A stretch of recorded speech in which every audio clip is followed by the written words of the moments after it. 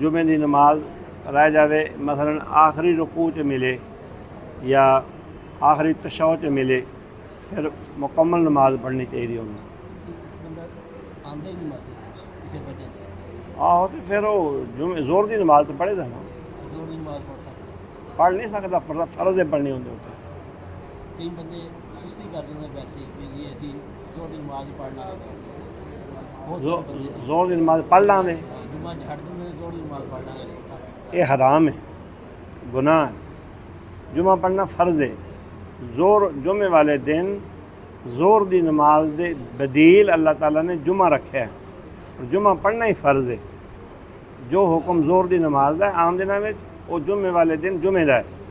शरी उज़र तो बगैर अगर कोई बंदा जुमा छड़ता है, उनके दिल पर एक काला निशान लगाता जाता है। दूसरा जुमा छड़ता है तो फिर एक निशान, तेरा जुमा छड़ता है सारा दिल ही काला हो जाता है अल्लाह वालों। ये बहुत बड़ा गुनाह और कबीरा है जी।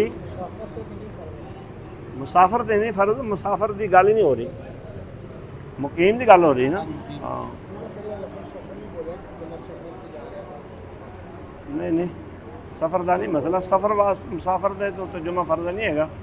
अगर सफ़र शरी इस्तिलाह होंगे तो सादक आ रही है, तो शहर के अंदर अंदर सफ़र भी नहीं होंदा, ये भी याद रखो। अक्सर लोग शहर के विच कम निकल जाते हैं तो शहर की हदूद के अंदर अंदर सफ़र नहीं शुमार होंदा। सफ़र होंदा शहर तो बंदा बाहर निकल जाए, अगे फिर लंबे सफ़र पर जा रहा हो या 23 किलोमीटर क्रॉस करे, फिर मुसाफर होंदा है।